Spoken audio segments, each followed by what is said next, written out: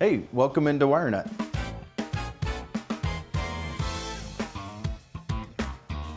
Realize that most of you get to see our technicians a lot out in the field, but we thought we'd show you behind the scenes. Apologize for the decorations. We like to decorate up for Christmas, but we also like to show all the awards.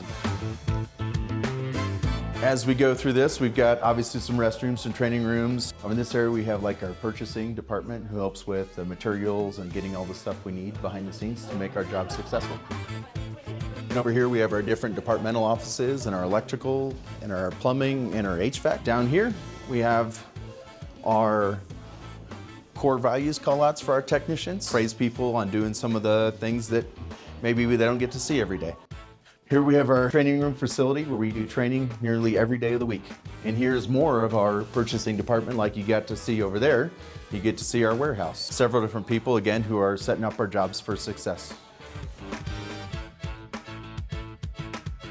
More on that side, we've got folks that deal with our permits and making sure every single thing that we do gets a permit pulled on. These are the friendly voices and faces that you'll talk to when you first get to call into WireNut. So these are the people behind the scenes on the phones.